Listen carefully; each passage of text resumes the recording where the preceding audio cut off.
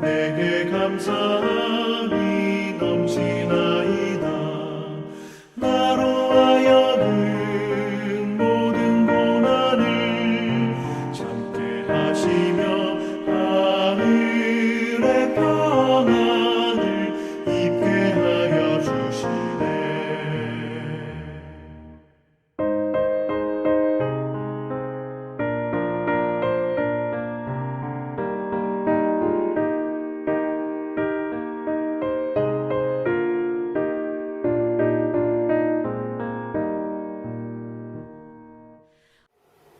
오늘은 창세기 12장 1절부터 3절까지의 말씀으로 꿈꾸기를 멈추지 말라, 이런 제목으로 말씀을 전하고자 합니다. 여러분이나 저는 지난 세월 수많은 희망과 꿈을 꿈고 살았습니다. 남이 들으면 별로 중요한 것 같지 않은 꿈도 있지만 적어도 나에게는 의미 있고 나를 변화시킬 만한 꿈과 희망도 있었습니다. 우리가 꿈을 꿀 때 상상력이 생기고 창의성이 생깁니다. 꿈을 꿀 때면 희망이 있어서 살맛이 나고 열정적인 삶을 살려주죠. 대체로 사람들은 단순히 멋진 기회가 오기를 앉아서 기다리거나 행운이 저절로 찾아오기를 바랍니다. 운에 자신을 맡기고 행운의 로또에 당첨되기를 바라면서 인생을 허비합니다.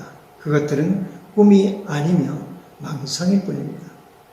꿈을 꾼다는 것은 자신의 삶을 바꿔가는 것입니다. 꿈을 꾼다는 것은 그것을 위하여 어떤 대가를 치르기라도 각오하는 것입니다. 평생 가수로 성공하고 싶다는 꿈을 가진 47살의 시골 여인이 있었습니다. 그녀의 이름은 수잔 보일.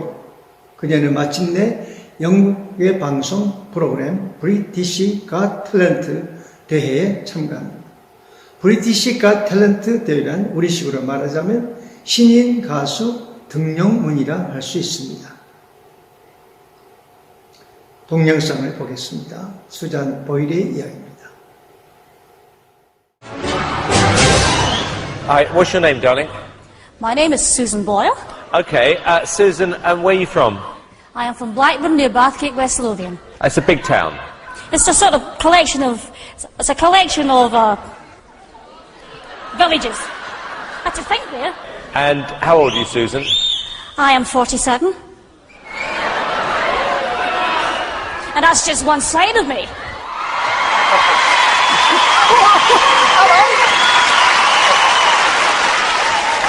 Okay, what's the dream? I'm trying to be a professional singer. And why hasn't it worked out so far, Susan? I've never been given the chance before, but here's hoping it'll change. Okay, and who would you like to be as successful as? Elaine Page. Elaine somebody like Page. that. What are you going to sing tonight? I'm going to sing I Dreamed a Dream from Les Miserables. Okay. Big song. Yeah? Yes.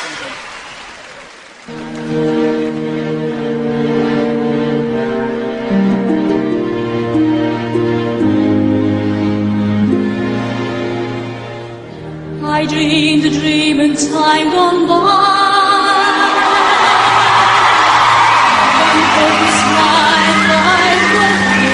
You didn't expect that, did you? Did you? No. I dreamed that love would never die. I dreamed that God would be forgiven. I was young and unafraid when dreams were made and used and wasted.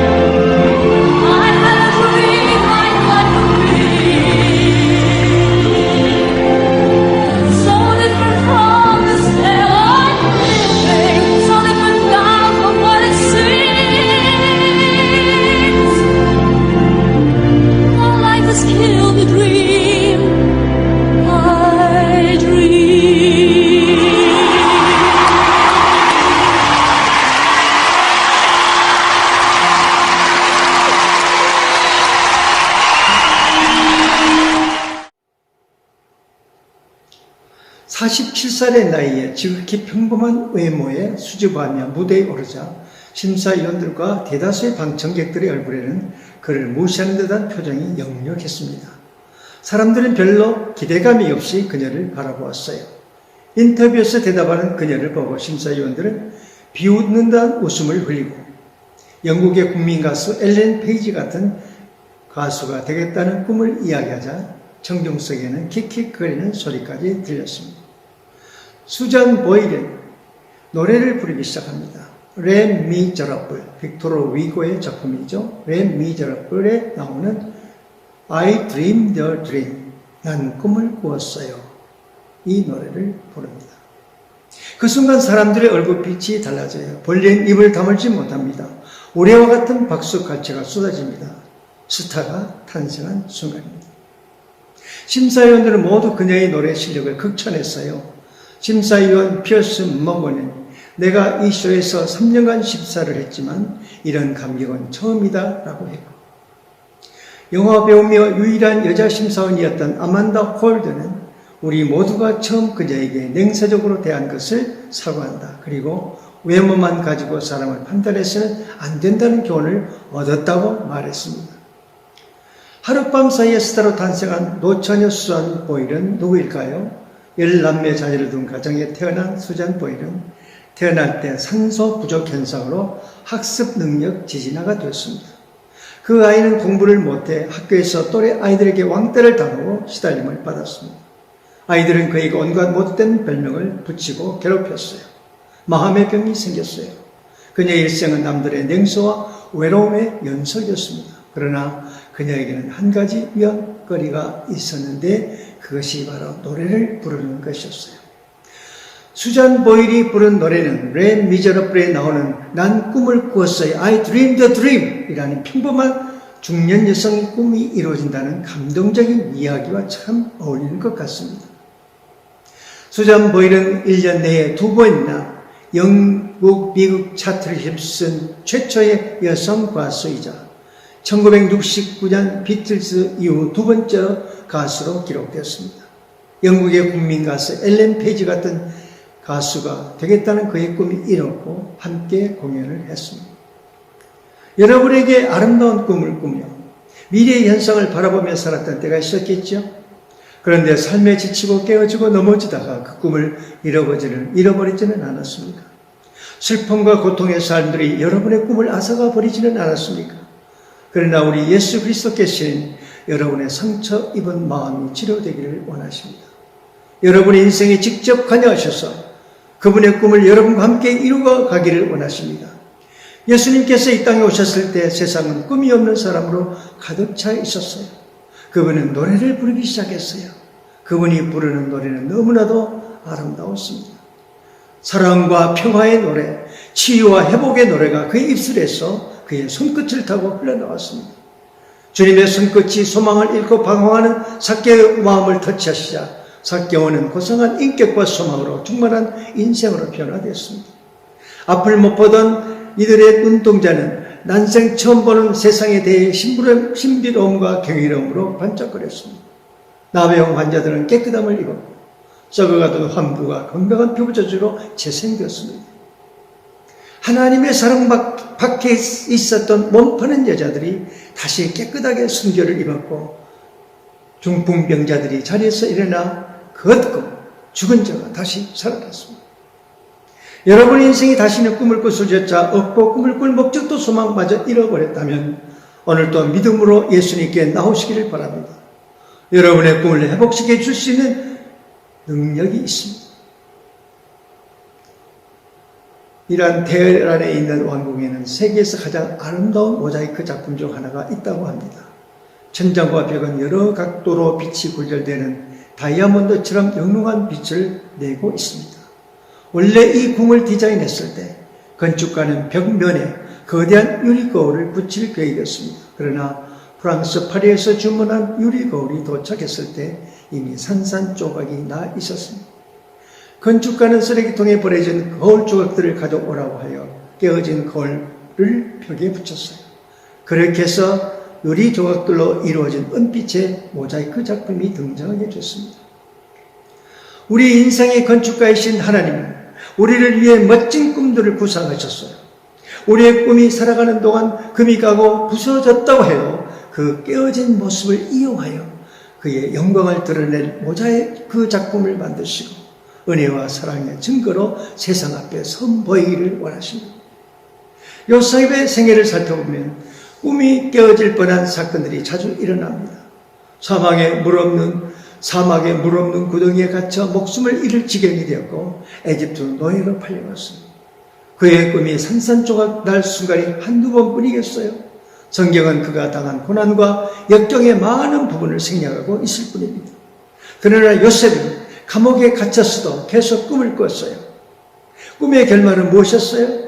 에집트와 당대 세계를 다스릴 리더십, 사람을 살리는 고귀한 덕성을 갖춘 하나님의 작품이 되었습니다. 요셉은 하나님의 꿈이 이루어지도록 자신에게 닥친 어떤 고난과 시련에서도 항상 하나님과 파트너였습니다. 하나님께서는 여러분을 위한 꿈을 가지고 계십니다. 그리고 어떤 이에게는 새로운 꿈을 주시고 어떤 이들에게는 깨진 꿈을 회복시켜 주십니다. 꿈의 창조자신 하나님을 여러분의 마음 가운데 초청하시기를 바랍니다. 오셔서 여러분 안의 꿈들을 다시 회복해 달라고, 재창조해 달라고 간구하시기를 바랍니다. 인간은 꿈꾸기를 멈출 수 없습니다. 이유가 무엇일까요? 우리를 창조하신 하나님은 꿈꾸시는 분이고 우리 안에 그분의 꿈꾸는 본성을 심어놓으셨기 때문입니다. 천사는 꿈을 꾸지 않아요. 천사들은 하나님의 심부름꾼일 뿐이에요. 동물들도 꿈을 꾸지 않아요. 겨울이 되면 따뜻한 남쪽으로 이동하는 철새들 미리 생각하고 있는 것 같습니까? 아니에요. 본능적으로 움직이는 것뿐이에요. 애벌레가 아름다운 날개와 화려한 색의 몸매를 뽐낼 날을 꿈꿀까요? 연어가 고향으로 헤엄쳐갈 날을 고대하고 있을까요? 아니에요. 그들은 본능대로 움직이는 것일 뿐입니다. 오직 인간만이 꿈을 꾸는 축복을 받았습니다. 우리 안에는 뭔가 새로운 꿈을 찾아내고 만들어내는 욕구가 내재되어 있어요. 역사를 보십시오. 꿈을 꾸지 않으면 창조도 없어요. 창조한다는 것은 무슨 뜻입니까? 눈에 보이지 않고 귀로 들을 수 없고 우리 손으로 만질 수 없는 생각 속에 있는 것들을 눈에 보이는 현실로 바꾸는 일입니다. 그러면 우리가 원대한 꿈을 이루기를 원한다면 어떻게 해야 할까요? 우리의 원래 꿈을 디자인하신 그분에게 찾아가고 그분에게 맞춰야 하는 것입니다. 소년 시절에 다윗을 아는 사람 중에 다윗이 위대한 역사적인 인물이 될 것이라고는 아무도 상상하지 못했습니다. 다윗은 이스라엘 왕으로 태어난 자야. 그리스도의 조상으로서 다윗만큼 적격자가 없다라고 생각한 이가 아무도 없었을 거예요. 그런 나약한 소년이 거인장수 골리앗을 단 한 방에 쓰러뜨린다는 것은 상상조차 못했을 거예요. 아마도 다윗의 아버지도 다윗이 그게 될 자식이라고 생각해본 적이 없는 것 같습니다. 사무엘 선지자가 다윗의 아버지 이새를 찾아가 그 아들 중에 한 명을 이스라엘 다음 왕으로 기름 부으라는 하나님의 명령을 수행하려고 할 때 다윗의 아버지는 다윗을 그 자리에 부르지도 않았습니다. 다윗의 아버지는 다윗을 양치기나 하고 심부름꾼 외에는 쓸모없는 녀석이라고 생각했을 것입니다. 그의 형들은 다윗이 나서기를 좋아하고 사람들의 관심을 받으려고 한다라는 아이 정도로 생각했어요. 그러나 다윗에 대한 하나님의 평가는 전혀 달랐습니다. 그는 역사를 바꿀 자, 전사, 파이터, 예배자였습니다. 그래서 하나님은 다윗을 그것에 맞게 지으셨고 그의 가슴속에 고상함과 영맹함과 시를 쓰는 감성과 온전한 예배자의 꿈을 심어 놓으셨습니다. 사람들은 그의 노래와 시에서 큰 위로와 평안을 얻었어요. 우리에게는 시편 23편이 없었다면 어찌 할 뻔했을까요? 여호와는 나의 목자시니 신영옥의 목소리로 듣겠습니다.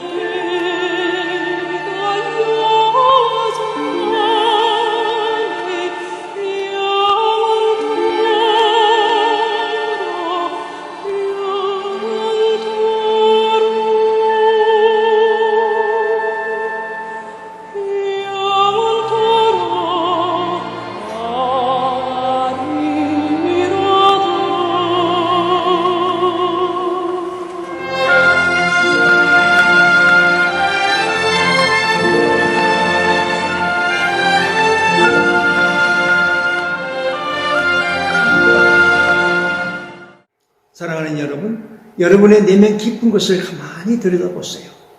하나님이 여러분 안에 어떤 꿈을 심어 놓았는지, 여러분 안에 잠들어 있는 꿈과 재능은 무엇인지, 그리고 결심하십시오. 하나님이 여러분에게 주신 꿈을 쫓아가겠다. 아브라함은 꿈꾸는 사람이었습니다. 아마 인류 가운데서 가장 고상하고 위대한 꿈을 꾸는 자였을지도 모르겠어요. 하나님은 바로 그런 면에서 아브라함을 좋아하신 것 같아요. 당시 하나님에게 꿈을 꾸는 친구가 필요했습니다. 내 꿈을 제대로 이룰 자가 누구일까? 하나님은 세상을 두루 바라보셨습니다. 마침내 하나님은 메소포타미아 문명의 발상지 우르라고 하는 곳에서 한 사람을 찾아냈습니다. 그가 바로 아브라함입니다. 하나님께서 아브라함을 만나자마자 그에게 꿈을 심어 주셨어요. 함께 파트너가 되어 꿈을 이루어 보자. 꿈을 이루기 위해서 함께 가자는 거예요. 본문의 12장 1절부터 3절까지 말씀을 봉독합니다. 여호와께서 아브라함에게 이르시되 너는 너의 고향과 친척과 아버지의 집을 떠나 내가 네게 보여줄 땅으로 가라. 내가 너로 큰 민족을 이루고 네게 복을 주어 네 이름을 창대케 하리니 너는 복이 될지라.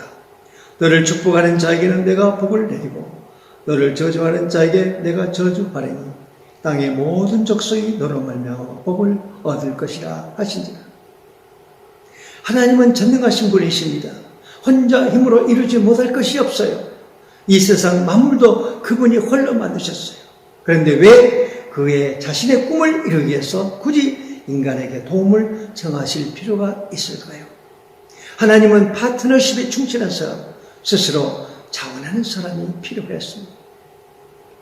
제가 8년여 동안 사역했던 KIM 국제선교협력기구의 슬로건은 혼자서 할 수 없는 일을 여럿이 할 수 있다는 것이었어요. 하나님께서는 그의 일을 나 혼자서 감당하는 것을 원치 않으십니다. 우리가 서로 협력하여 하나님의 일을 할 때 하나님은 기뻐하십니다. 하나님은 바로 그 같은 사람을 눈여겨보신다는 것을 기억하시기를 바랍니다. 또 하나님께서는 우리가 꿈꾸고자 하는 열망과 갈망으로 불탈 때 기뻐하십니다. 하나님은 그 갈망을 보시고 함께 일하기를 원하십니다. 하나님께서 아브라함을 통하여 이루고자 하는 꿈은 위대한 나라였습니다. 나라를 세우기 위해서는 땅이 있어야 하고 물질이 있어야 했습니다. 그래서 하나님께서는 땅의 축복, 물질의 축복과 관련된 꿈을 불어넣어 주셨어요. 하나님께서는 우리가 하나님의 능력으로 원대한 꿈을 이루기를 원하십니다. 그런데 문제는 우리에게 있습니다. 하나님, 다 좋은데요. 내 꿈에 간섭하는 건 싫어요. 꿈을 이루어 내 마음대로 살고 싶은데 하나님께서 계속 간섭할 게 아니라고요. 꿈꾸는 본성을 주신 분은 하나님이신데 그분이 우리 꿈에 개입하시는 것을 싫어하는 것 참으로 아이러니가 아닐 수가 없습니다. 하나님, 저는 이런 꿈을 꾸고 있거든요. 축복해 주세요. 꿈을 이룰 수 있게요. 아브라함이 하나님을 만남으로써 공동 벤처 사업이 시작되었고 이 일은 평생 지속했습니다. 그 열매가 오늘까지 이어지고 있지 않습니까?